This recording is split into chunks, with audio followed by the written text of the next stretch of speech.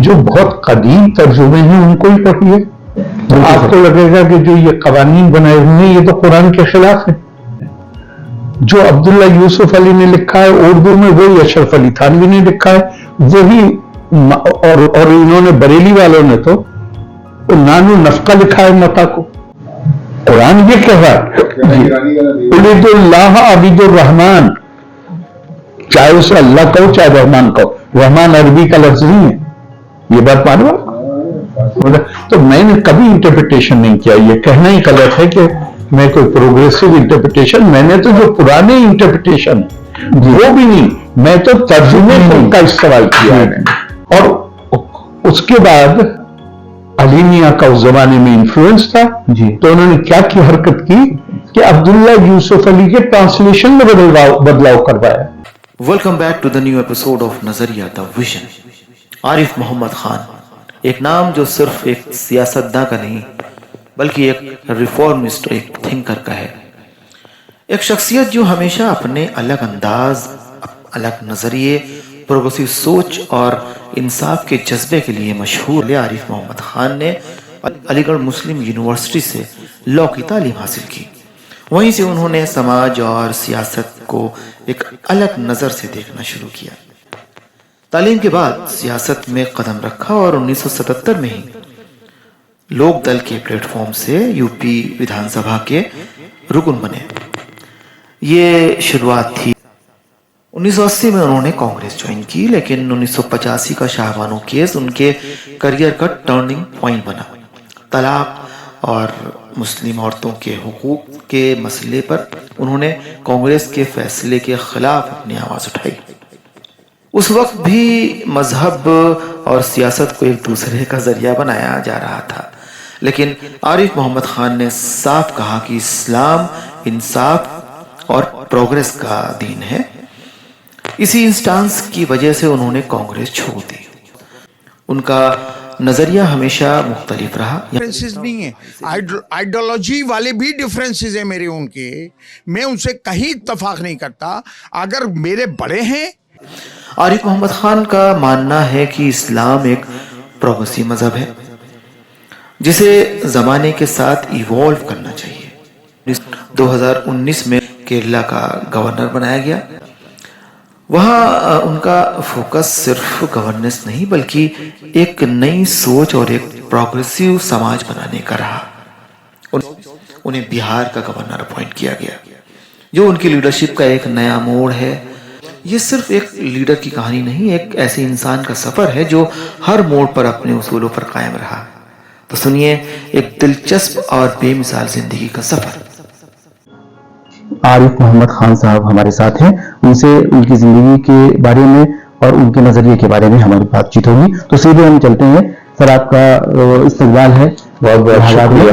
तो सबसे पहले सर, आप अपना ब्रॉटअप और कैसे आपका सफर शुरू हुआ और आपके सफर में वो अहम लम्हे जो आपके नजरिए और शिनाख्त पर आपके असरअंदाज हुए, वहां से शुरू करते हैं हम लोग।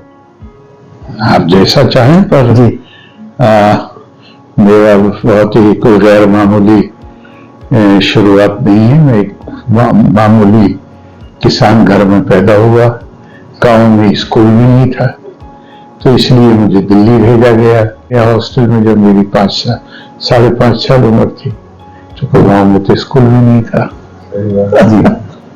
तो अच्छे उस्ताद मिले, इसमें कोई शोबे की बात नहीं है, बहुत ही खुशकिस्मत हूँ।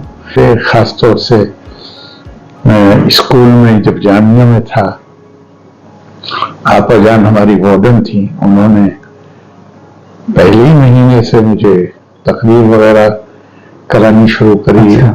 होस्ट वहाँ फंक्शन बहुत हुआ करते थे, प्रोग्राम होते थे। इवन जो सबसे कम उम्र के बच्चे थे उनका भी हर महीने एक प्रोग्राम होता था, और उसमें वो मुझसे यकीनन उन्होंने कुछ देखा होगा, यकीनन, और उनको मैं सबसे बड़ा क्रेडिट देता हूँ। लेकिन उसके बाद सफर चलता रहा। आए स्कूल के बाद, स्कूल में से ही यूनिवर्सिटी में गए। उस जमाने में बड़ी यूनिवर्सिटी होती थी, तो यूनिवर्सिटी में भी बहुत अच्छे टीचर्स मिले जिन्होंने हमारे अंदर अगर कोई अल्लाह ने कोई सलाहियत दी थी तो उसको निखारने में, उसको बाहर लाने में, उस ट्रेन करने में हमें उस्तादों को क्रेडिट देते हैं बहुत ज्यादा। और मेरे वालिद को क्रेडिट ये है कि मेरी दादी इतनी नाराज थी मुझसे कि कई महीने तक सलाम का जवाब नहीं देती थी। मुझे हॉस्टल भेजे जाना था, लेकिन उस जमाने में उन्होंने, मैं अपनी फैमिली से पहला हूं जिसे 5.5 साल की उम्र में हॉस्टल कि अच्छी तरबियत की वजह के लिए आपको शहर से बाहर भेजा उन्होंने इतनी कम उम्र में। मैं बहुत छोटे से गांव में पैदा हुआ, मेरे ख्याल से ये बहुत अब पता नहीं मुझे, मैं कैसे कह सकता हूँ कि क्या हो जाए। मैंने तो आपको जो मुझे लगता है वो मैंने बता दिया। सर, आपका स्टूडेंट एक्टिविस्ट से गवर्नर ऑफ केरला का सफर तय किया आपने, तो उसमें कोई, देखिए स्टूडेंट एक्टिविस्ट में इस तरह नहीं था कि मैं पहले एक्टिविस्ट था और फिर मैं, मेरी पहचान शुरू से डिबेटर की थी, स्कॉलर डिबेटर। इस तरह अलीगढ़ में हमारे जमाने तक आप सेक्रेटरी का और प्रेसिडेंट का इलेक्शन नहीं लड़ते थे जब तक आपके पास गोल्ड मेडल ना हो। ओके, हाँ, तो अब मैं तो बीए फाइनल में सेक्रेटरी हो गया यूनियन का, तो अब डिग्री का गोल्ड मेडल तो हो नहीं सकता था मेरे पास, क्योंकि मैं तो सेक्रेटरी बीए फाइनल का था। तो मैंने, चूंकि मेरे दिल में था कि मुझे इलेक्शन लड़ना है, लिहाजा मैंने डिबेट का गोल्ड मेडल कंपटीशन होता है और ऐसे राइटिंग का होता है। बीए फर्स्ट ईयर में था तो मैंने ऐसे राइटिंग का गोल्ड मेडल जीत लिया। और फिर मैं मतलब रिवायती तौर पे, कोई कानून नहीं है, रिवायती तौर पर इंटाइटल। तो मेरी पहचान ये नहीं थी कि मैं एक्टिविस्ट ज्यादा हूँ, मेरी पहचान थी कि मैं डिबेटर हूँ। तो आपके फैमिली बैकग्राउंड में डिबेटर के लिए अलीगढ़ वालों का जिक्र मैंने इसलिए किया कि जब मुझे बीए फर्स्ट ईयर में पहली डिबेट में फर्स्ट प्राइज मिला जी, और गोल्ड मेडल वाली डिबेट में मिला, तो हमारे प्रोफेसर हसन साहब थे, मैं सोचा वो मुझे शाबाशी देंगे, उन्होंने मुझे डांट लगाई। जब चाय पीने के लिए गए तो डांट लगाई और कहा कि साहबजादे बोलने चले आए या कुछ पढ़ते लिखते भी हो, और बोलने के लिए पढ़ना लिखना बहुत जरूरी होता है जी। और उसके बाद अपना पता दिया और कहा कि कोई डिबेट तैयार करनी हो, स्पीच तैयार करनी हो तो आ जाया करो। और इस कदर शफकत से उन्होंने हमारे मदद की। लेकिन जब मैं मिनिस्टर होकर पहुंचा उनको सलाम करने, तो उन्होंने सबके सामने कहा कि ये पहले ही साल गोल्ड मेडल जीतता डिबेट में, मैंने जीतने नहीं दिया इसको। मैंने कहा कि ये कम उम्र लड़का है, खराब हो जाएगा अगर गोल्ड मेडल, इसको गोल्ड मेडल के बाद आपके डिबेट में हिस्सा नहीं ले सकते। अच्छा, अब उसके बाद क्या हो, यूनिवर्सिटी कलर हो गया। तो बोले इसे पहले दिन फर्स्ट प्राइज मिल गया। मैंने जो 5 जज और थे उनको मैंने कह दिया कि अब इसको फर्स्ट प्राइज देना ही नहीं है, चाहे जितना अच्छा बोले। अभी ये क्या बात है, क्या मैं कहता हूँ कि उनका एहसान कभी उनका और ये तो कोई आपकी माँ, आपका बाप आपके बारे में इस तरह सोचता है जो आगे था। भाई उस वक्त तो कम उम्री में शौक था कि गोल्ड मेडल मिल जाए किसी चीज। उन्होंने कहा इसको गोल्ड मेडल मिलता, मैंने नहीं मिलने दिया। सेकेंड ईयर में फिर आपको मिला? नहीं, वो ऐसे राइटिंग में उसी राइटिंग में पहले बार मिल गया। डिबेट में आपको ऐसे राइटिंग में तो किसी को पता होता नहीं है कि किसने लिखा है, वहां तो नाम होता नहीं। अच्छा, कोड होता है। तो उसमें मिल गया। और फर्स्ट डिबेट में फर्स्ट प्राइज लिया मैंने, और मुझे आज तक उसका टॉपिक भी याद है, मुसावात मर्द व जन का नजरिया मंशाए फितरत के ऐन मुताबिक। हजारों डिबेट में हिस्सा लिया होगा, कोई याद नहीं, लेकिन वो पहला है वो याद। तो सर, ये आपके फैमिली बैकग्राउंड ने आपके सोशो पॉलिटिकल और रिलीजियस आउटलुक को कुछ शेप अप किया? नहीं, मेरी फैमिली बैकग्राउंड में इतना शेप अप किया कि वो चाहते थे कि मैं तालीम हासिल करूं, लेकिन मेरी फैमिली में आप अगर मिलते उन लोगों से तो आपको लगता है कि बड़े पढ़े लिखे लोग हैं, लेकिन वो पढ़ाई लिखाई सारी घर पे जो टीचर होते थे वो कराते थे। मैं पहला हूं यूनिवर्सिटी जाने वाला, वरना तो वो बुलंदशहर में जमींदारों का कायम किया हुआ वो था, स्कूल था, ये सब वहां जाते थे और हाई स्कूल तक हर साल पास होते थे, और हाई स्कूल 9वीं तक हर साल पास होते थे, और 10वीं में जिस साल शादी होनी होती थी उस साल लौट के आ जाते थे। तो मैं पहला हूं तो अब मैं पता नहीं, मैं नहीं जानता कि का, लेकिन मेरे ताल्लुक से मेरा खानदान, उन्होंने हर चीज वो उन्होंने मैं बेहतर तालीम हासिल करें। तो सर आप इस्लाम के प्रोग्रेसिव इंटरप्रिटेशन के एडवोकेट रहे हैं हमेशा से, तो क्या आपकी सोच में इंटेलेक्चुअल फाउंडेशन पर कुछ रोशनी डालेंगे? देखिए, मुझे नहीं पता नहीं क्या मतलब है प्रोग्रेसिव इंटरप्रिटेशन से। मैं समझता हूं कि कुछ भी मत करिए, जो बहुत कदीम तर्जुमे हैं उनको ही पढ़िए। तो आपको लगेगा कि जो ये कवानीन बनाए हुए हैं ये तो कुरान के खिलाफ है। मैं इंटरप्रेट नहीं करता, मैं कौन हूं इंटरप्रेट करने वाला? अब्दुल्ला यूसुफ अली मिसाल के तौर पर अंग्रेजी में जो अब्दुल्ला यूसुफ अली ने लिखा है, उर्दू में वही अशरफ अली थानवी ने लिखा है, वही और इन्होंने बरेली वालों ने तो नानू नफका लिखा है मता को। और जब मैंने पढ़ा बरेलवी मौलवियों के सामने, जब आए मिलने, उन्होंने लिखा है किस सेंस में लिखा, भाई अब अगर आप कोई भी चीज नहीं मानने को तैयार है तो फिर कोई क्या इलाज इस बात का? मैं कहता हूँ आप वलील मुतल्लिकात, मतलब वहीं से तो आप कह रहे हैं मैं प्रोग्रेसिव इंटरप्रिटेशन कर रहा हूँ। एक मामूली अरबी जानने वाले से पूछ लीजिए मतलब क्या है आपका वलील, वो इंटरप्रिटेशन की जरूरत क्या है? वलील मुतल्लिकात और तलाक शुदा औरतों के लिए भी मताउन बिल मारूफ, मारूफ कहती है रीजनेबल एंड फेयर, जो मॉडर्न लॉ का लफ्ज है। मता का मतलब क्या हुआ? मालो दौलत। उनके लिए भी ये है हक्कन अलल लिल मुत्तकीन, ये हक है उनके ऊपर जो मुत्तकी हैं। अब पर्सनल लॉ बोर्ड का इंटरप्रिटेशन तो वो कर रहे थे, उन्होंने कहा ये मुत्तकीन के लिए है, आम मुसलमानों के लिए नहीं। अफ्रीका पूरी किताब ही मुत्तकीन के लिए, अलिफ लाम मीम किताब ला रैब फीही हुदल लिल मुत्तकीन, सारी किताब ही मुत्तकीन के लिए है। फिर दूसरी बात क्या है, हक का क्या मतलब है?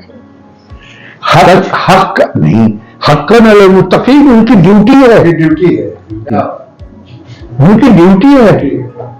वो कहते हैं कि साहब ये तो अच्छे अखलाक की तरगीब दी गई है। अब ये तो कह नहीं सकते, रिकमेंड किया गया है जो भी कुरान के अहकाम है उसको कहा, वो कह रहे हैं कि सिर्फ अच्छे अखलाक के कानून नहीं बन सकता। अरे भाई, कुरान कोई कानून की किताब है? कुरान तो हिदायत की किताब है, हिकमत की किताब है। हिकमत की रोशनी में आप कानून बनाते हैं समाज की जरूरत की मदद। तो मैंने कभी इंटरप्रिटेशन नहीं किया, ये कहना ही गलत है कि मैं कोई प्रोग्रेसिव इंटरप्रिटेशन, मैंने तो जो पुराने इंटरप्रिटेशन वो भी नहीं, मैं तो तर्जुमे का इस्तेमाल किया है। अब आप देखिए, उन पे आप लानत भेजते हैं जिन्होंने आसमानी किताबों में तहरीर की। अब अब्दुल्ला यूसुफ अली ट्रांसलेटर हैं, उन्होंने मेंटेनेंस किया है तर्जुमा बता का इस आयत में जी। मैंने आपको बता दिया, इन लोगों ने मता लिखा है, अशरफ अली थानवी साहब ने, अहमद रजा खान साहब ने अपने कुरान में, जो नईम मुरादाबादी साहब हैं उन्होंने उसकी तफसीर लिखी है, उन्होंने नानो नफका लिखा है। और उसके बाद अली मियां का उस जमाने में इन्फ्लुएंस था जी, तो उन्होंने क्या की हरकत की कि अब्दुल्ला यूसुफ अली के ट्रांसलेशन में बदलाव करवाया, और फिर लोगों ने प्रोटेस्ट किया, और फिर एक एडिशन के बाद फिर वही पलट के डाला गया। भाई अब्दुल्ला यूसुफ अली अब मौजूद नहीं, आप डिसएग्री करते हैं तो डिसएग्री करिए, लेकिन आपको तहरीफ करने का हक कहां से आ गया? तो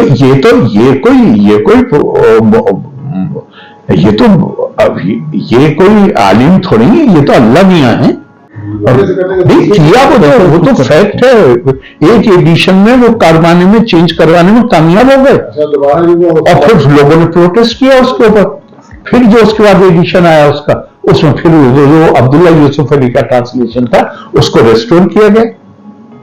ये तो कमाल के लोग हैं साहब, तकरीर करते हैं अली मियां।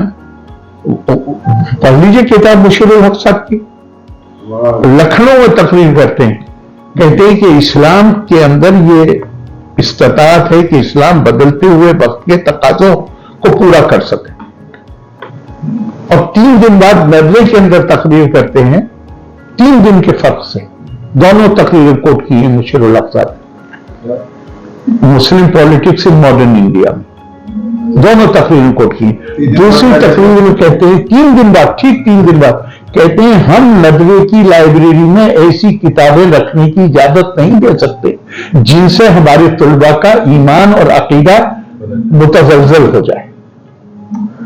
अरे भाई मुझे इनका भाई करेंगे। अच्छा, आप पूरी तारीख देख लीजिए, इस्लाम के ऊपर जो अटैक हुए हैं उसका जवाब किसी रिवायती मौलाना ने दिया?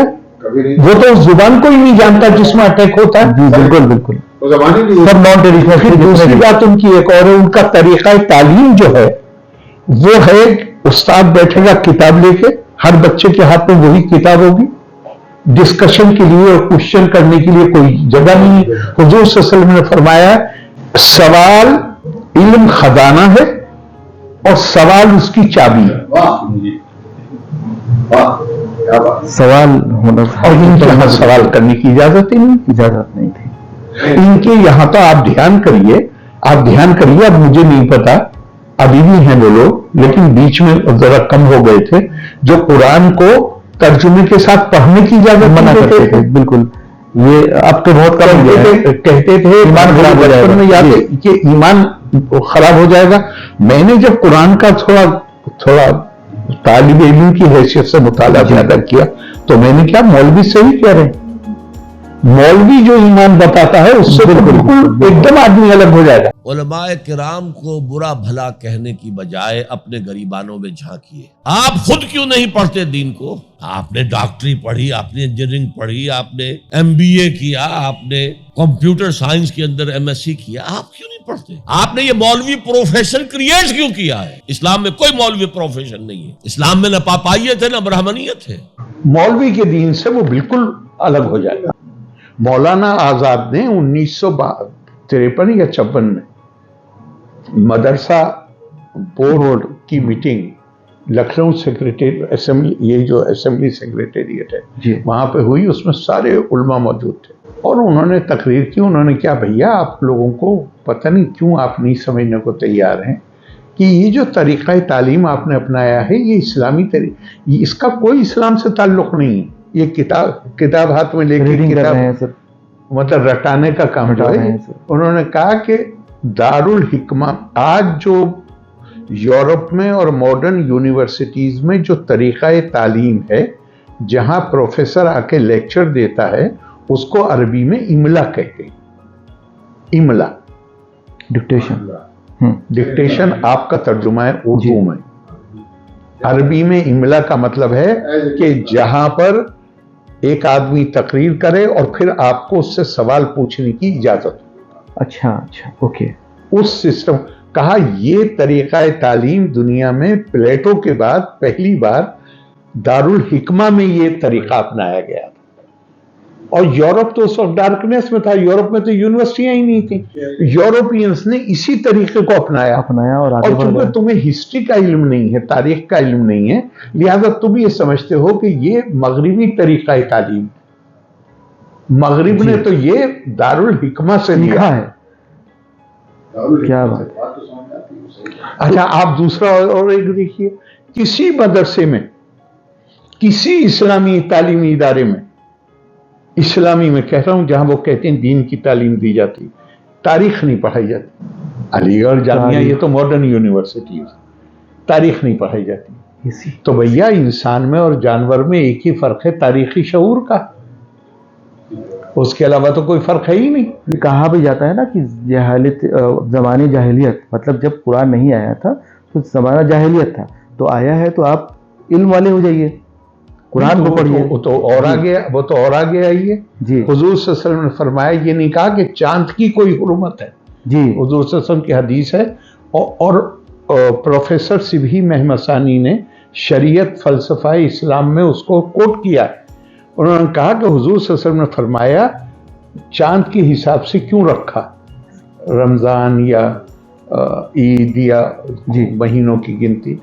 तो उन्होंने, हुजूर ने फरमाया, कौम ना पढ़ना जानती है और ना लिखना जानती जी, इसलिए चांद का तरीका रखा है। अब आप ध्यान करिए, हमारे गांवों में मेरी नानी, कोई तालीम नहीं थी उनको, लेकिन चांद देख के तारीख बता देती थी कि इस महीने की ये तारीख है।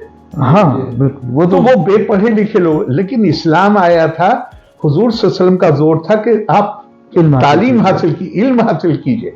हर अगर आप इल्म हासिल करने के बाद भी वहीं रहना चाहते हैं तो कौन, उस पर कोई रोक नहीं है, आप रोके रहिए।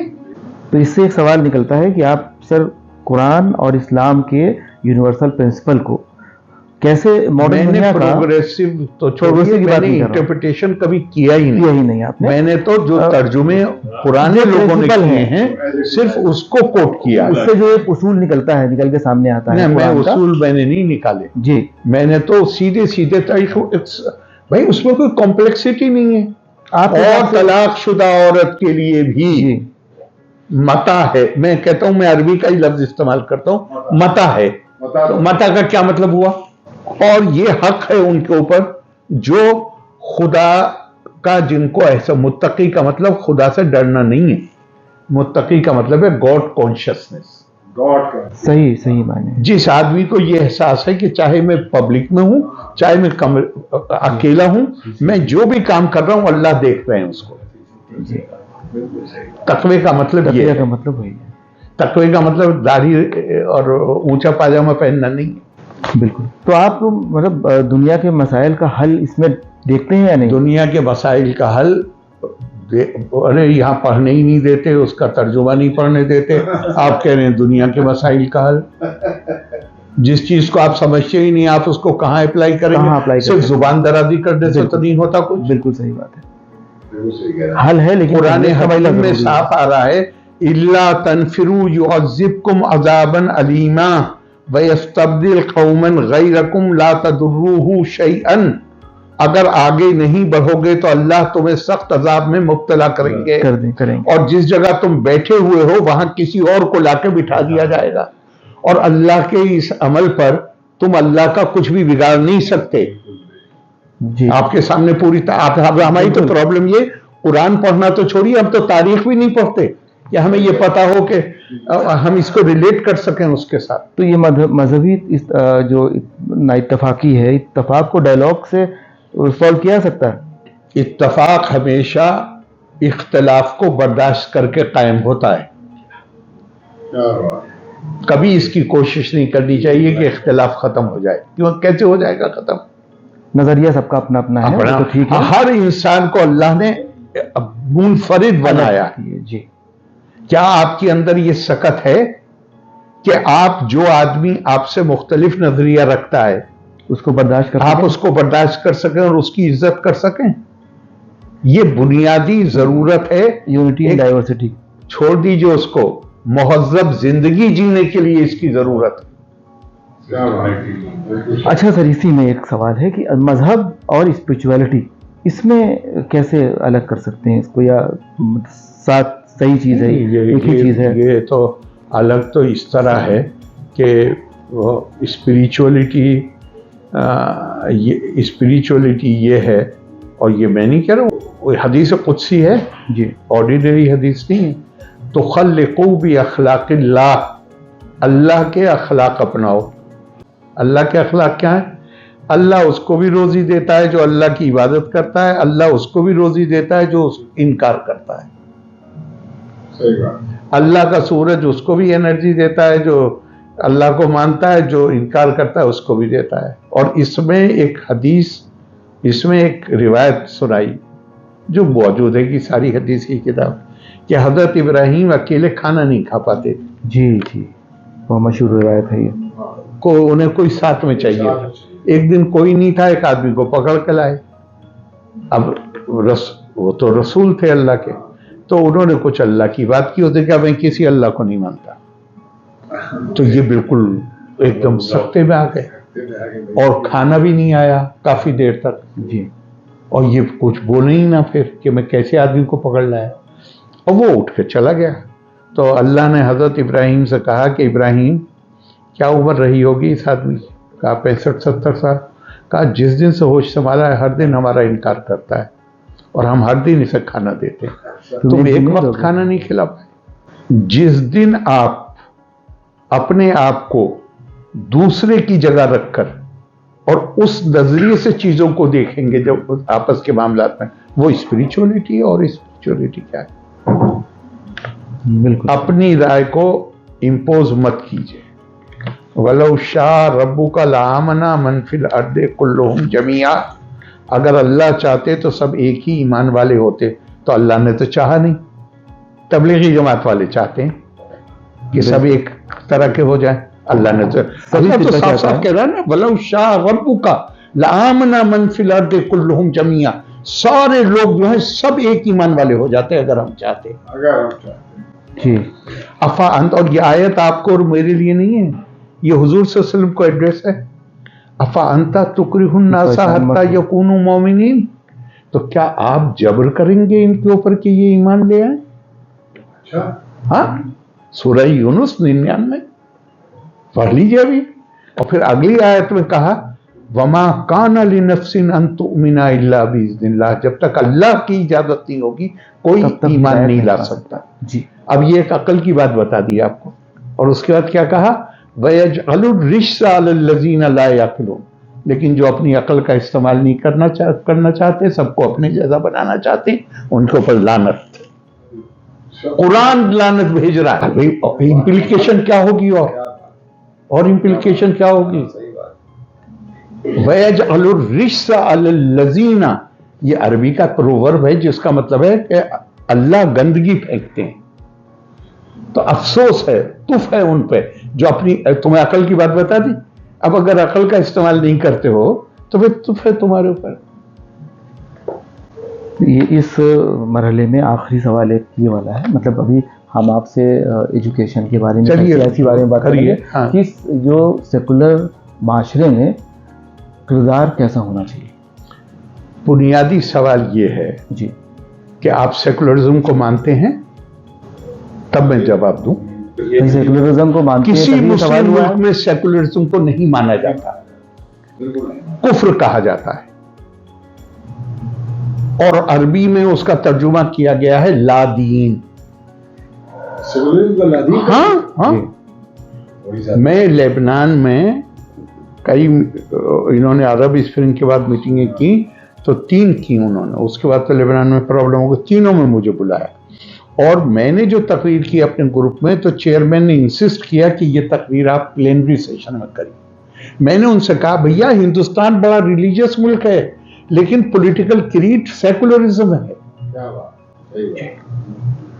सेकुलरिज्म पॉलिटिकल तौर पे उसका मतलब क्या है कि हम दूसरे मजाहिब का भी एहतराम करें। जी।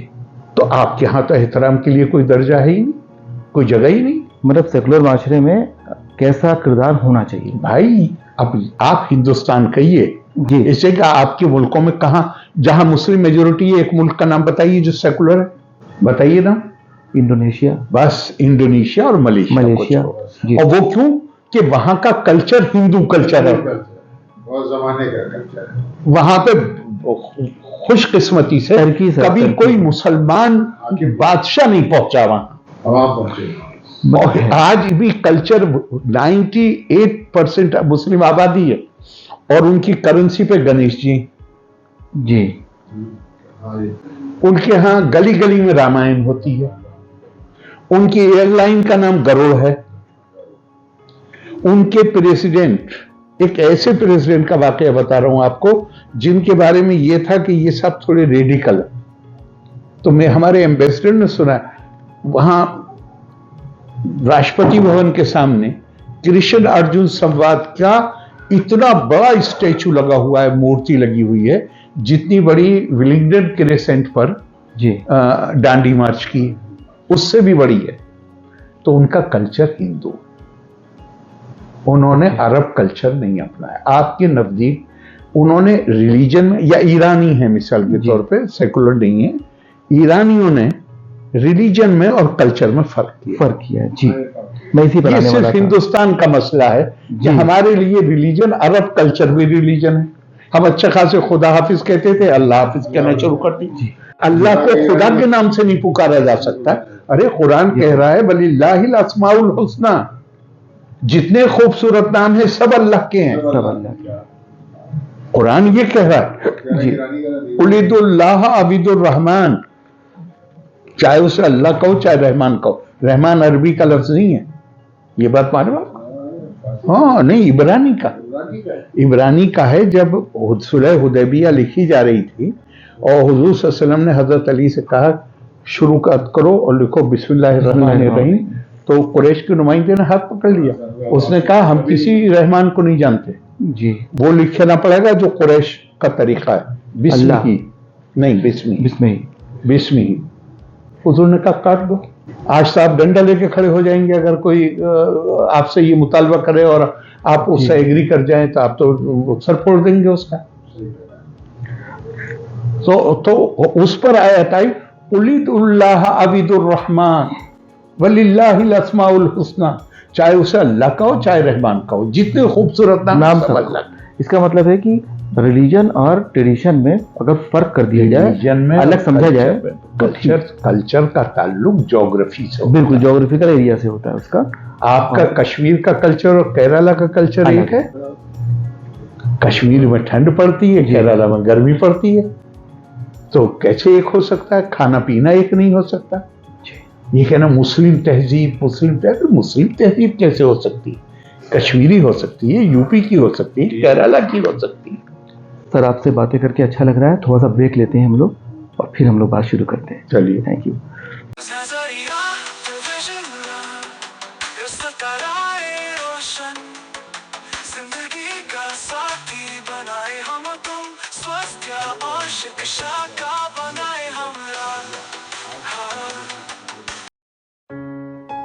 तो सर अभी सेकुलरिज्म की बात कर रहे थे, तो आप सेकुलरिज्म को एक पॉलिटिकल फ्रेमवर्क के तौर पर, सेकुलरिज्म अगर आप मीसाक मदीना को जी जो हुजूर सल्लल्लाहु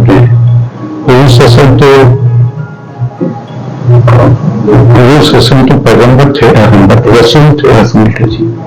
मदीने में जब हुकूमत कायम हुई तो वो ये कह सकते थे या नहीं कह सकते थे कि मुझे तो अल्लाह से हिदायत आती है तो उस हिदायत के मुताबिक मैं यहाँ हुकूमत चलाऊंगा जी, बिल्कुल कह सकते हैं। उन्होंने नहीं कहा, उन्होंने एक माहिदा लिखा यहूदियों के साथ जी, जिसको मीसाक मदीना कहा जाता है। बिल्कुल। तो अगर वो ये चाहते होते कि कुरान को कानून की किताब मान दी जाए तो वो मीसाक मदीना लिखने की क्या जरूरत थी?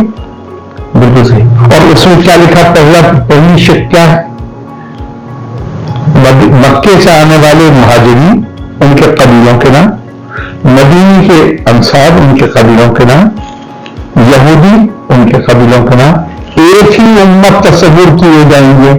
रसूल सल्लल्लाहु के बाद सभी एक ही उम्मत, हुजूर सल्लल्लाहु के जमाने अब जब हुजूर आने हुकूमत संभाल रहे हैं मदीने में, अभी संभाली नहीं है, संभालते वक्त ये माहिदा लिखा जा रहा है यहूद के साथ और अंसार के साथ और सेकुलरिज्म की, और मुसलमानों और यहूद के बीच में नहीं है माहिदा। मक्के से आने वाले मतलब उस कुरैशी से आने वाले मुहाजिरीन उनके कबीलों के नाम जी, मदीने के रहने वाले अंसार उनके कबीलों के नाम जी, और यहूदी कबीलों के नाम।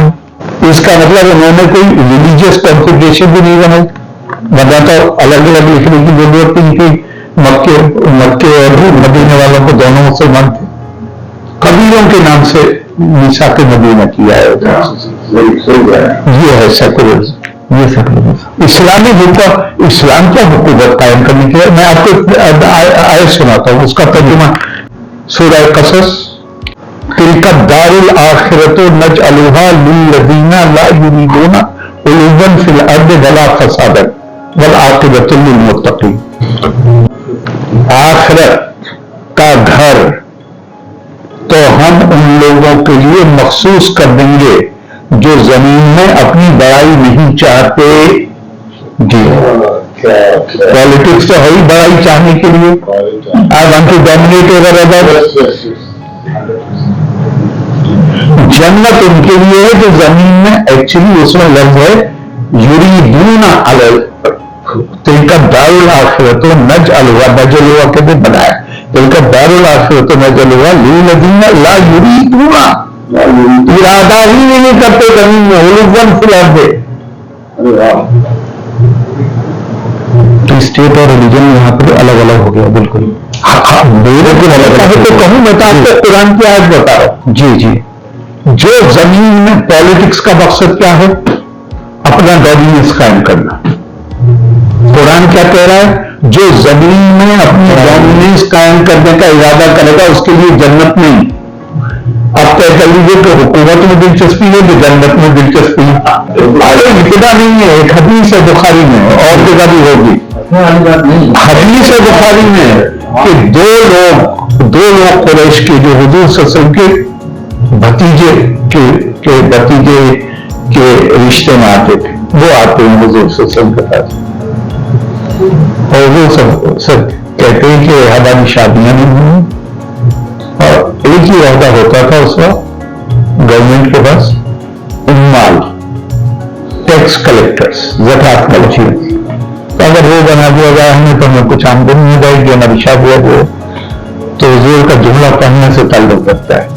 जो लोग औहदे के ख्वाहिशमंद होते हैं उन्हें हम कहीं पास भी नहीं आने देते औहदे के।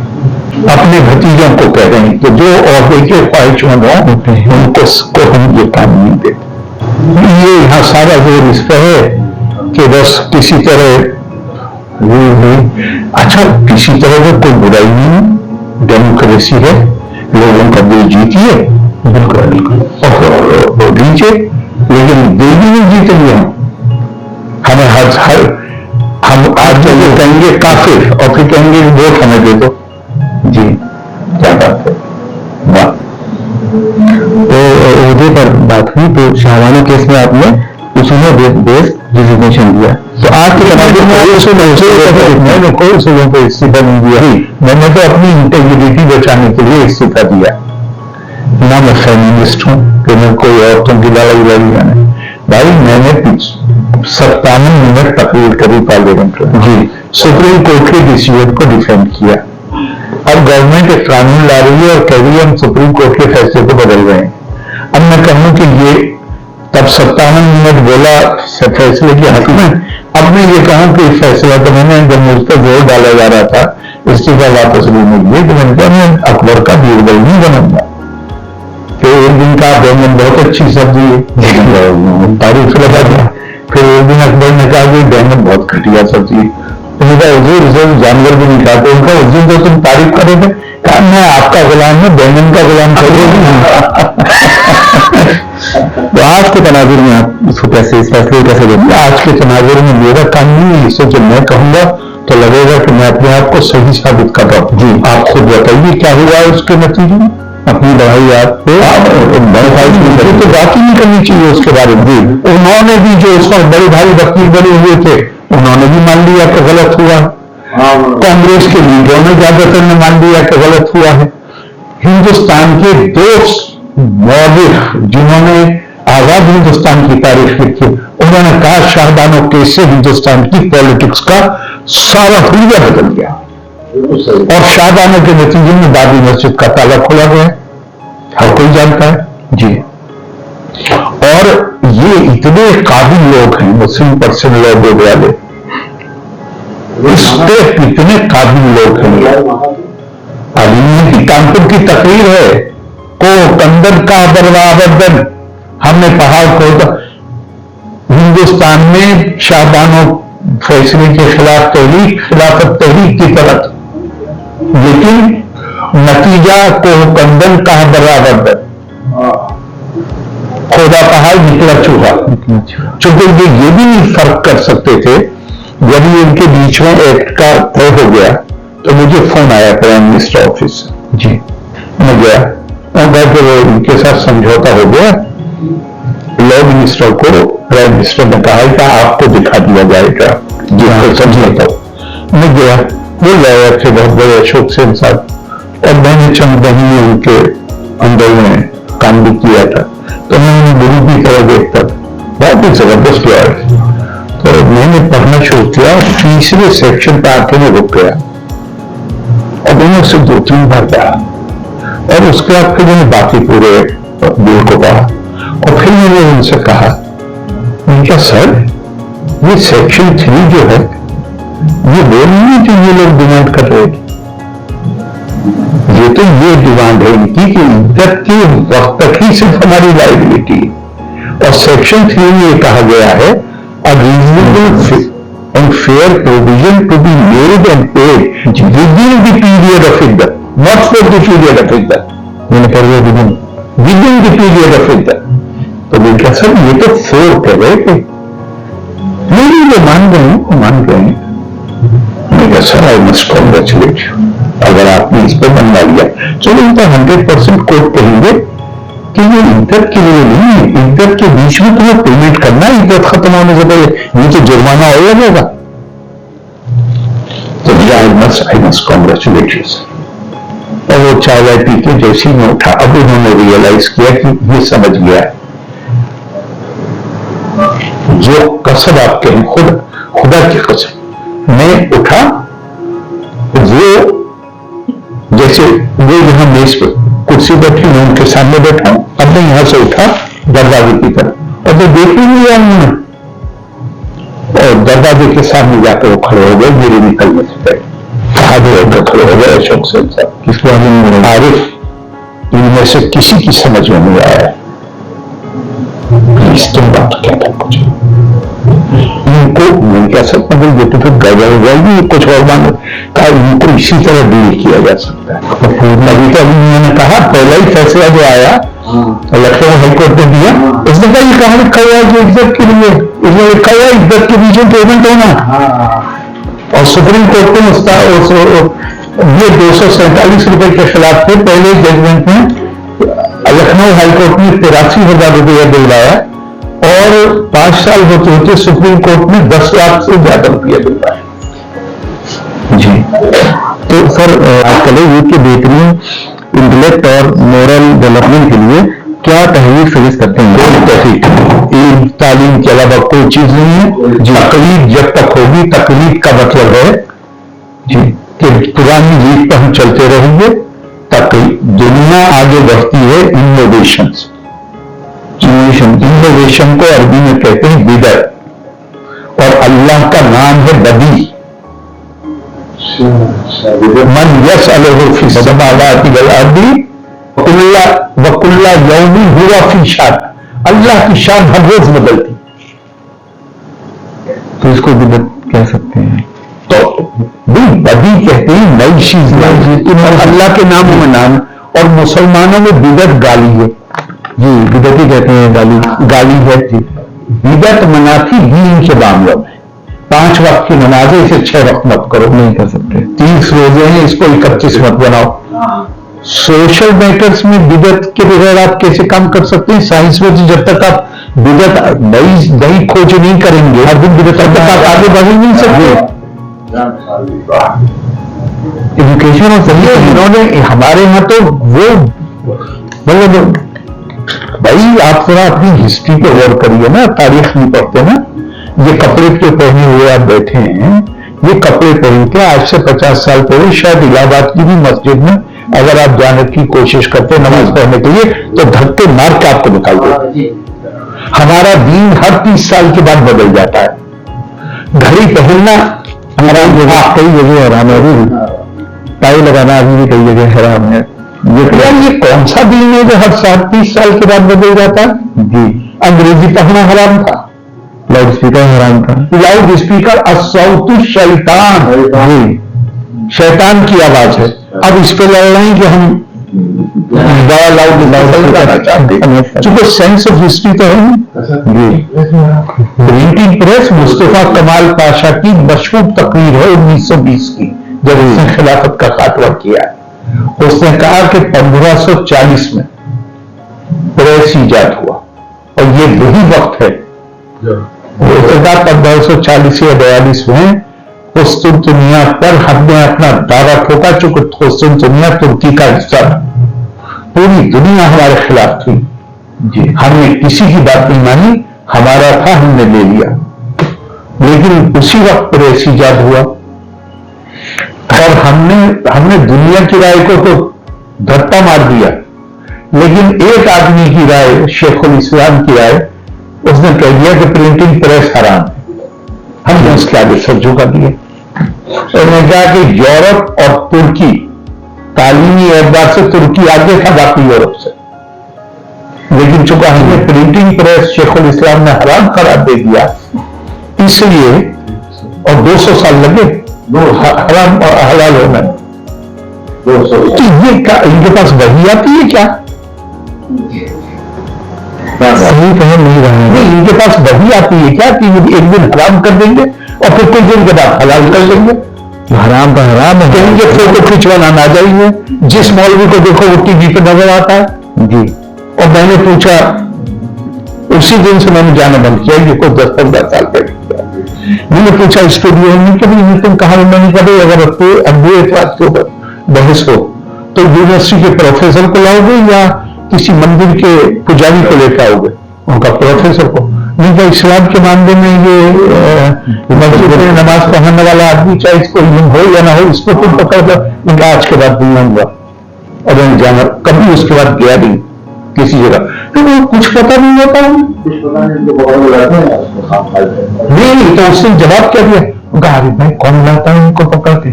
ये 10-12 है, 15 है, ये यही ढूंढते रहते हैं नौजवान फिल्म सिटी में, आके कहते हैं हमें बुलाओ, हमें बुलाओ, हमें बुलाओ। और फिर उसके बाद मैंने कहीं जिक्र किया तो इन्हीं में से एक एंकर ने मुझे बताया कि फिर हम लोगों को ये मजा आता है कि बोले कि आप आते हो तो आपको तो हम बुलाते हैं 8 बजे का प्रोग्राम है तो आपको हम 7:45 बजे आपसे कहेंगे आप 5 मिनट पहले पहुंचते, इनको हम 1 घंटा पहले बुलाते हैं, पहले इनको खाना खिलाते हैं, फिर इनको लिफाफा देते हैं और फिर इनको ट्यूटर करते हैं कि तुम इस तरह बोलना, इस तरह, मतलब उनको ट्यूटर करते हैं कि और कम वाली बात करो, क्योंकि उनका तो पेश बनता है, उनका तो टीआरपी बनती है। तो मजाक बनाया हुआ है। मतलब इसका जिस्ट ये हुआ, सिनॉप्सिस ये हुआ कि इल्म एक तो जरूरी है, कोई दूसरी चीज है और नहीं, इल्म का सही पहन जरूरी है। अरे भाई ये आएगा तभी तो आएगा जी, वो बहुत जरूरी है। और रिलीजन और ट्रेडिशन को अलग अलग करना जरूरी है। अरे भैया वो भी नहीं हो सकता जब तक इल्म नहीं आएगा। इल्म नहीं आएगा। तो सर हम आते हैं फिर आपके केरला में।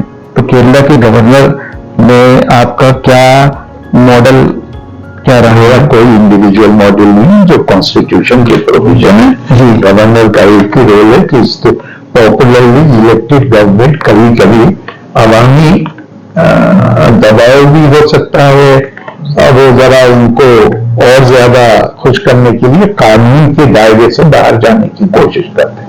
गवर्नर का सिर्फ एक रोल है, मेरा काम है कॉन्स्टिट्यूशन का उनको उस दायरे के अंदर रखना, बस। अच्छा सर, इसके बाद एक सोशल रिफॉर्म के लिए कि अगर मजहबी और समाजी इस्लाह के लिए आप किस अप्रोच को बेटर मानते हैं, लॉ या सोशल डायलॉग? देखिए साहब, आपने शुरुआत करी इस्लामी मसला वजह से, तो मैं आपको कुरान की एक आयत सुनाता हूँ। जी बताइए। इन्नल्लाह ला युगय्यिरु मा बिक़ौमिन हत्ता युगय्यिरु मा बिअन्फुसिहिम। अल्लाह भी उनकी हालत नहीं बदलते जो अपने अंदर तब्दीली पैदा नहीं करते। मतलब ये हुआ कि लॉ से नहीं, सोशल डायलॉग इससे भी नहीं, तालीम एक जरिया है, वही हो सकता है, उसके अलावा कोई दूसरा जरिया नहीं है। और तालीम का मतलब ये नहीं है कि आप तालीम का मतलब ये नहीं होता है कि आप उसके दिमाग में कुछ फैक्ट्स इंफॉर्मेशन स्टफ। तालीम का मतलब होता है कि जहां वो क्वेश्चन कर सके चीजों को। जी, आपके तो माशरे में क्वेश्चन करने की इजाजत ही नहीं। जी जी, सीधे कहते दीन के मामले में क्वेश्चन मत कर। सर, इंटरफेथ हार्मोनी को प्रमोट करने के लिए आपकी नजर में इनिशिएटिव क्या होना चाहिए? नए इनिशिएटिव ये होना चाहिए जी, क्या आप अपनी किताब को पढ़ लीजिए, फिर आप दूसरे को किसी को काफिर करना छोड़ देंगे जी, यही कर लीजिए और कुछ मत। आप हर किसी को काफिर कहेंगे, उसके बाद कहेंगे इंटरफेथ हार्मनी। ये सरदार जी बैठे हैं, इनसे पूछिए, आप इसका तस्वुर कर सकते हैं कभी? सिखों के लिए गोल्डन टेम्पल की हैसियत क्या है? मुसलमानों के लिए काबा, हिंदुओं के लिए काशी जी, मथुरा, अयोध्या। सिखों के लिए गोल्डन टेम्पल ऐसी गुरु साहब ने किसको बुला के नींद दड़वाई गोल्डन टेम्पल की? मियां मीर को। आप तो मस्जिद में नहीं घुसने देते किसी को। हुजूर सल्लल्लाहु अलैहि वसल्लम के जमाने में नजरानियों का वफद आता था ईसाइयों का, तो उनको मस्जिद के सहन में उनको तख्ते में लगाकर वहां रुकवाया गया। एक आदमी ने पेशाब कर दिया मस्जिद की दीवार पे, लोग उसे मान में गए, उसका है और खुद बाल्टी में पानी लेकर आए और उसको उस पेशाब पर पानी डाला। कहा ये तरीका है, मारोगे इसे? अब मैं आपसे पूछता हूं, आप तस्वीर कर सकते हैं कि आप काबे की बुनियाद किसी गैर मुस्लिम, मस्जिद की बुनियाद किसी गैर मुस्लिम से जोड़ना? फराक दिली तो इसे कहते हैं जी। लेकिन इसके बावजूद मुसलमानों में और सिखों में और मतलब मैं तो कहता हूं इसलिए नहीं कह रहा, यहां बैठे खुदा की कसम, जो औरंगजेब ने किया है सिखों के साथ, मुगल बादशाहों ने जो किया, अगर सिख मुसलमानों के जानी दुश्मन बन जाते तो भी आप उन्हें ब्लेम नहीं कर सकते। चिंता की बात नहीं कर सकती। अच्छा, आपको ये नहीं कि सिखों मुल्कों के बच्चों को करे, अपने बाप को भी जेल में डाल दिया, अपने भाई को भी।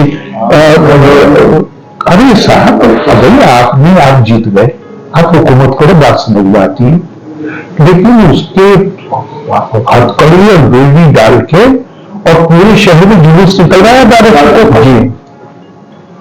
सारी तारीख इसी से भरी हुई है। एक का नाम लीजिए। मुझे आप एक बात बताइए, जिन्हें हमारे शिया बिरादरान इमाम कहते हैं, आप अगर सुन्नी हैं तो आप मत मानिए इमाम, लेकिन ये तो मानेंगे कि वो हुजूर सल्लल्लाहु अलैहि वसल्लम की औलाद? बिल्कुल मानेंगे या नहीं मानेंगे? उनमें से एक भी अपनी मौत मरा? सबको शहीद किया गया, एक भी अपनी मौत मरा? 4 आपके खुलफाए राशिदीन हैं, कोई नहीं। आम तस्वुर है कि हजरत अबू बकर की फिक्री मौत हुई, जो बिल्कुल गलत। पुरानी सीरत की किताब उसमें लिखा हुआ, उन्हें जहर दिया गया। अच्छा, इन्हें भी छोड़ दीजिए, ये तो फिर भी चलो। आपकी नामवर शख्सियत बताइए। सुन्नियों में 4 इमाम हैं, इमाम हम्बल, इमाम मालिक, इमाम अबू हनीफा और इमाम शाफी। बुखारी को आप कहते हैं असुल किताब बादस कुरान। बुखारी की इमाम बुखारी की मौत कैसे हुई मालूम? इमाम अबू हनीफा जिन्हें इमाम आजम कहते हैं, उनकी मौत कैसे हुई? 11 दिन तक डंडे मारे गए उनके जेल में, और 11वें दिन डंडे खा के और मौत हुई जेल में। आज हम कहते हैं इमाम आजम। अपनी तारीख देख लीजिएगा। मीडिया और टेक्नोलॉजी से कुछ सोशल रिफॉर्म हो सकता है? मीडिया और टेक्नोलॉजी भी इस्तेमाल वही कर सकते हैं जिनके पास तालीम हो। एक ही चीज है, उसके अलावा दूसरी कोई चीज है ही नहीं। अब जिन्हें ये भी पता है, गुरबानी का पहला श्लोक जो है, पहला लफ्ज अल्लाह का नाम है। अव्वल अल्लाह नूर उपाया, कुदरत के सब बंदे, एक नूर से सब जग उपजा, को भले को बंदे। किसी मूर्त की पूजा नहीं करते, लेकिन सामने बैठ के आप चाहे जो बात कर लो, अकेले में सिर्फ ही काफी है। साहब, मैं अर्ज करूंगा कि तालीम में दीनी और दुनियावी कोई चीज अलग नहीं हो सकती, कोई चीज नहीं होती। अगर तालीम का मकसद कुछ इंफॉर्मेशन या कुछ डेटा या कुछ स्टेटिस्टिक्स जो हमारी यूनिवर्सिटी में काम होता है, अगर वो है उसके दिमाग में स्टफ कर देना तो अलग बात है, लेकिन वो तालीम का मकसद नहीं। तालीम का मकसद है इंसान के दिमाग की इस्तेदाद को बढ़ाना, एक्सपेंशन ऑफ सोच का सिखाना जी, और एक्सपेंशन नॉलेज से एजुकेशन, जो खास तौर से जो इंडियन ट्रेडिशन है उसमें जो एजुकेशन का तस्वुर है, एजुकेशन, नॉलेज, विजडम। ब्राह्मण जाति का नाम नहीं। वीर का मतलब है संस्कृत में एक्सपेंशन। मन कहते हैं दिमाग को और दिल को। जिसका तालीम हासिल करके विजडम हासिल हुई और वो उसका एक्सपेंशन हो गया और वो अपने से ऊपर उठ के हर किसी को इस तरह देखने लगा कि ये मेरा ही एक्सटेंशन है।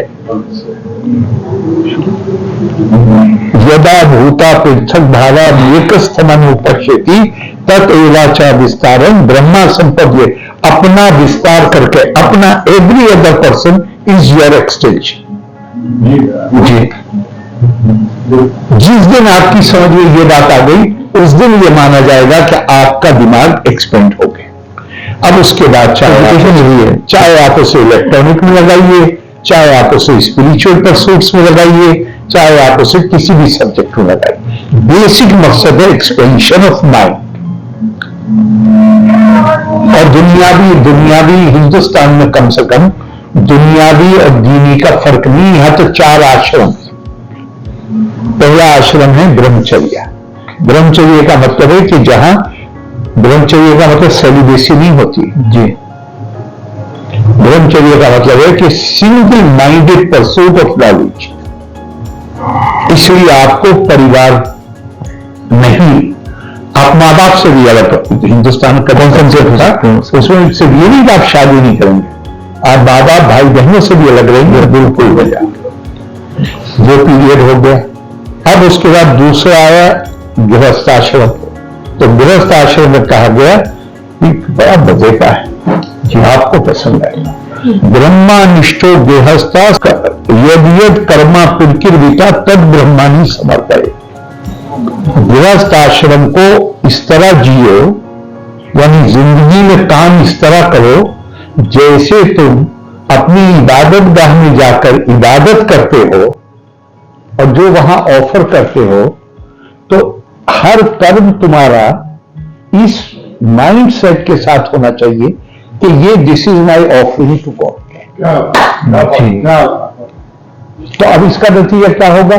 मैं मिनिस्टर हूं, अगर मेरा action I am doing with the spirit that this is my offering to God, फिर मैं बेईमानी कर सकता हूं, किसी के पैर पर पैर रख सकता हूं, अपनी ऑथोरिटी का मिसयूज कर सकता हूं। फिर अब इसके बाद क्या हुआ? इसके बाद हुआ वानप्रस्थ आश्रम। अब तुमने जी लिए इतने साल, अब दुनियादारी से थोड़ा अलग होके और उसके अंदर दिल लगाओ। यहां भी क्या कहा है ये ध्यान रखिएगा, गृहस्थ में भी क्या कहा है कि उससे माइंड हटा के नहीं, हर काम ऐसे करो जैसे तुम अल्लाह की प्रेजेंस में कर रहे हो। अब कहा कि अब खालिस उसकी प्रेजेंस मान लो। अब कुछ साल ऐसे बिताए, अब मरने की तैयारी करो, चले जाओ जंगल, संन्यास। ये मरहले हैं, ये पूरे मरहले हुए, ये मरहले जी। तो जो गृहस्थ आश्रम है वो भी it is not divorce from spirituality. और यहां सारे के सारे जितनी स्त्रियां, आप किसी को भी लीजिए, मानिए मिसाल के तौर पर सबसे यंगेस्ट सिख है जिसे हम आज रिलीजन कहते हैं, बाबा के लिए क्या कहते थे लोग पंजाब के? हिंदू का गुरु, मुसलमान का पीर, बाबा गुरु नानक शाह फकीर। तो वो तो बताइए एक रिलीजन में, बताइए उनका जो कंसेप्ट था वो था spiritual unity of people belonging to various sects. तो थैंक्स टू मुगल्स उन्होंने इतने जुल्म किए गुरुओं के ऊपर। नहीं मतलब कैसे नहीं, जब हमने ठेका ले रखा है कि सबको अपनी तरह बनाएंगे तो मतलब कैसे नहीं? भाई इससे हम अपनी जिम्मेदारी से भागते हैं जब हम कहते हैं कि बिला वजह किया। बिल्कुल वो किया जो मुसलमान बादशाह करते रहे हैं। अकबर एक्सेप्शन थे। अकबर एक्सेप्शन था, तो अकबर को तो आप नहीं मानते। औरंगजेब को जिसने बाप को जेल में डाला उसे कहते हैं रहमतुल्लाह अलैह। अकबर को गाली देते हैं। अकबर जिस आदमी ने अपने बाप को वो क्या, शाहजहां का मुझे शेर याद नहीं है मगर आप ढूंढ लेंगे उसको, मैं भेज दूंगा, मेरे पास है जी। शाहजहां ने जेल से खत लिखा औरंगजेब को कि भाई कम से कम पानी तो पूरा दे दे। पानी भी मकदार में जाता था, अनाज भी एक जाता था, अनाज भी एक था सर। और वो तो मेरे ख्याल से सही नहीं है कहावत, वो तो पानी की वजह से स्टोरी बन गई जी, मुझे लगता है। हो सकता है वो सही हो। वो इसलिए सही लगता है कि उस पर शाहजहां का शेर है फारसी। वो कहा कि यार तो कैसा मुसलमान है, पानी नहीं, तो बाप को पानी के लिए तरसा रहा है। जिन पर तू हुकूमत कर रहा है उन्हें देख, वो मरे हुए बाप को पितृपक्ष में पानी और खाना देते हैं। और फारसी में है वो शेर, मेरे पास है, मुझे याद नहीं है। फिर एक कहा उसने, ये डॉक्यूमेंट ब्रिटिश म्यूजियम में महफूज है। एक उसने खत लिखा कि भाई मैं पूरा वक्त अकेला रहता हूं यहाँ, कम से कम 10-15 बच्चे ही भेज दो जिनको वो कुरान पढ़ा दो। तो उस पर लिखा औरंगजेब ने, बादशाही रफ्त शौके बादशाही न रफ्त, बादशाह चली गई, अब ये बच्चों को बादशाही करना चाहते हैं। उस आदमी को रहमतुल्लाह अलैह कहते हैं। यार कुछ तो कोई डिस्कशन की कोई हद तो। ये सोल्यूशन पर सर आते हैं, तो आप इंडिया के पॉलिटिकल और रिलीजियस लैंडस्केप का मुस्तकबिल क्या देखते हैं? इंडिया का मुस्तकबिल, रिलीजियस और पॉलिटिकल मुस्तकबिल की बात कर रहा हूँ। रिलीजियस का कोई मुस्तकबिल मेरा काम नहीं है प्रेडिक्शन करना, लेकिन इंडिया का एज ए कंट्री जो मुस्तकबिल है, और रिलीजियस भी कह दूंगा इसके बाद में, वो मुझे कोई शुबा नहीं है कि जितने साल का लोग अंदाजा कर रहे हैं उससे पहले हिंदुस्तान दुनिया की बड़ी ताकतों में एक बन जाए। वो कोई नहीं रोकता, कोई नहीं रोकता। आमीन। और रिलीजियस जो आप कह रहे हैं, तो ये दुनिया का अकेला मुल्क है जहां आज से 4500 साल पहले कहा गया, अहम ब्रह्मास्मि तत्त्वमसि, वही खुदा मेरे अंदर है, वही खुदा तुम्हारे अंदर है जी। और ये कभी नहीं बदला यहाँ का, तो क्या कभी बदला ही नहीं, कभी बदला ही नहीं है ये एटीट्यूड। ये तो जो दूसरे जो असरात हैं, यहां जो कुछ भी होता है वो रिएक्शन में होता है। हिंदुस्तान का तो तरीका ही नहीं है भाई। पहला डिक्लेरेशन, बड़ा डिक्लेरेशन, पहली किताब, आज यूनेस्को ने भी मान लिया कि दुनिया की पहली किताब ऋग्वेद है, वेद नहीं, ऋग्वेद जी। और ऋग्वेद ने डिक्लेरेशन किया, एकम सद विपरा बहुधा वदन्ति, हक एक है, सच्चाई एक है, बिल्कुल खुदा एक है। उसको जो उसके बारे में जो तजस्सुस रखते हैं, जो उसको जानना चाहते हैं, जो उसका मुताला करते हैं, जो रियादत करते हैं, वो उसे अलग अलग नामों से पुकारते हैं। सर आप लोगों के लिए क्या लेगेसी छोड़ना चाहते हैं? मैं अपने आप को उस जगह नहीं पाता हूं जहां मैं लीगेसी छोड़ना चाहूंगा। एक ही कोशिश करता हूं जो मुझसे पहले बहुत लोगों ने की है, तो वो इसलिए उसकी कोई खुसूसियत नहीं। मैं एक ही बात सबसे कहता हूं कि आपसे कोई कुछ भी कहे, मेरे नजदीक वो धोखा है। सिर्फ एक चीज है जो हालत को बदल सकती है, और वो है तालीम। तालीम, इसके अलावा कोई चीज हालात को बेहतर नहीं बना सकती। और वो मैं इसलिए लीगेसी अपनी नहीं कहूंगा कि मुझसे पहले भी सब लोग, बहुत सारे लोग यही कहते रहे, कोशिश करनी उनके कदमों पे नक्शा कदम पे चल। सर आप आखिर में जिंदगी के किसी लेसर नोन फिलोसफी और स्पिरिचुअलिटी को हम लोग जानना चाहें तो कुछ बताएंगे आप? खुदा मत बनिए, बंदे बने रहिए। अब दूसरों के ईमान का फैसला मत करिए जी। हम कौन है किसी को काफिर बनाने वाले? लई सलका मिनल अम्र शहीन औ यतूबा अलैहिम औ युअज़िबु फइन्नहुम ज़ालिमून। जिन्होंने हुजूर सल्लल्लाहु अलैहि वसल्लम को जख्मी किया ओहद के मैदान में जी, और हुजूर सल्लल्लाहु अलैहि वसल्लम के मुंह से ये जुमला निकल गया कि वो कौम कैसे फला पाएगी जो अपने नबी को जख्मी करे। जख्मी करने वालों को अपनी कौम बता रहे थे, लेकिन इस पर भी अल्लाह ने आयत भेज दी हम इनके साथ क्या करें, हम इन पर रहमतें नाजिल करें या इनको सजा दें? जी, इसमें आपका कोई हिस्सेदारी नहीं। हमारे यहाँ हर गली में बैठा हुआ है आदमी जो यही तय कर देता है कि आप जाओगे कि जन्नत में जाओगे, आपका ईमान है कि आप काफिर हो, कि आप क्या हो। और सिर्फ वो ही नहीं, जो ठेकेदार हैं जो फतवे लिखते हैं, एक आम आदमी का मिजाज बना दिया है कि वो दूसरे को किसी को भी कुछ भी कह देता है कि मैं कौन हूं, मेरे अंदर इंकिसारी होनी चाहिए। हिंदुस्तान अकेला मुल्क है दुनिया में, ये गौर करिएगा, जो इतने साल गैर मुल्की हुकूमत के बावजूद ना मजहब बदला, ना तहजीब बदली, ना जुबान बदली, कुछ नहीं बदला। किस वजह से? बड़े बड़े पेड़ उखड़ जाते हैं, बांधी आती है, लेकिन जो शाख लचकती है वो नहीं टूटती। जो इंकिसारी, ये जो है ना, ये हाल करने का जो तरीका, जो इंकिसारी और आजिज़ी है यहाँ पे, और वो हुकूमत के ऊपर डिपेंड नहीं करते अपनी मजहब की चीजों को, वो बाहर अगर हॉस्टाइल एटमॉस्फेयर था, वो पूरी चीज को घर के अंदर ले गए, अपनी चीजों को महफूज रखा। दुनिया में कंडक्ट में, व्यवहार में जी, विनम्रता, इंकिसारी और आजिज़ी, इससे बड़ी कोई चीज नहीं। जितना आपके अंदर इंकिसारी होगी उतना ही आप ऊपर ऊपर उठेंगे। जितनी इंकिसारी, और ये जो है उनका जो है, हम अल्लाह के सिवा किसी के सामने सर नहीं झुकाते। हम हिंदुस्तान का आदमी कहता है मैं अल्लाह के अलावा किसी चीज को मानते ही नहीं। एको अहम द्वितीय नास्ति।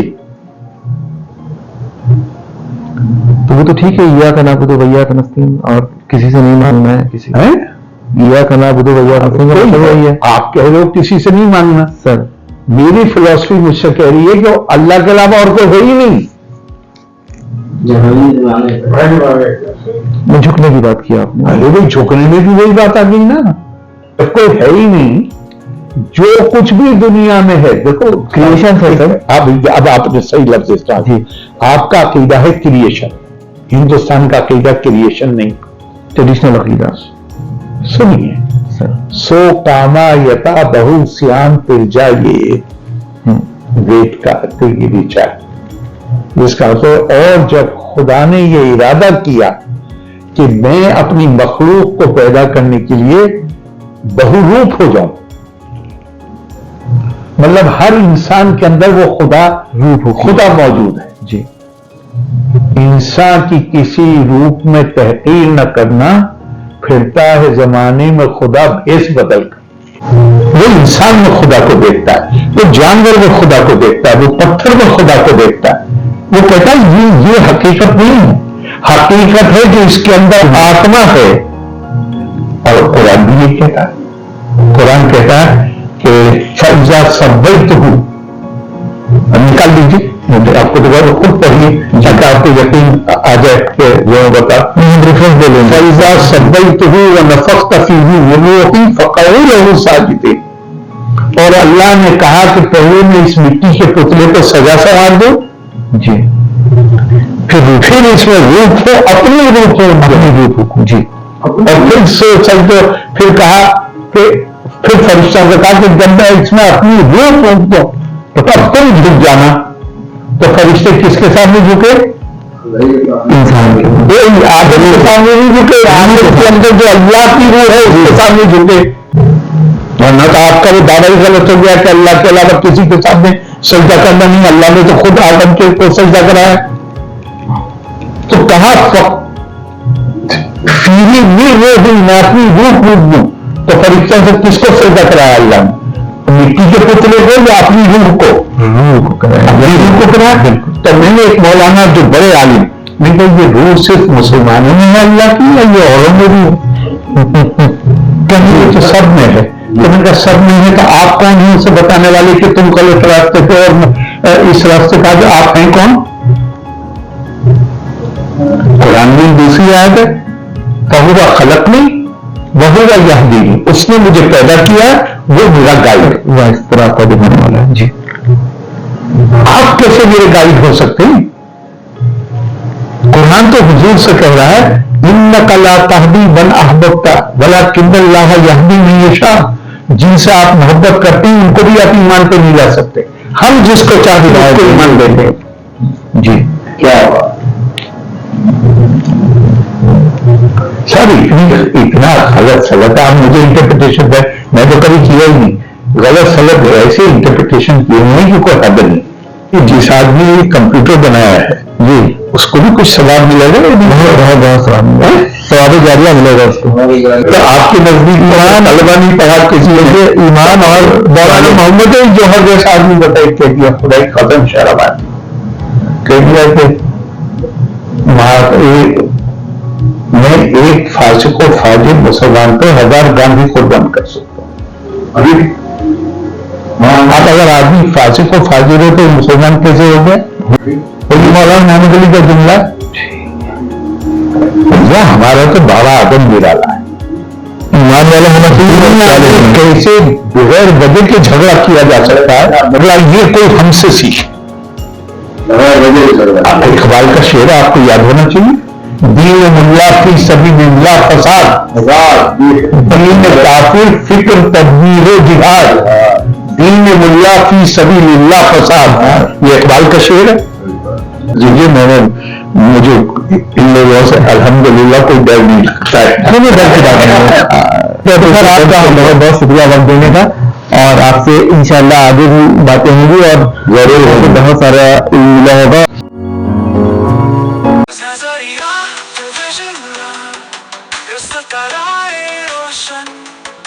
जिंदगी का साथी बनाए हम तुम स्वस्थ आशिक शाका।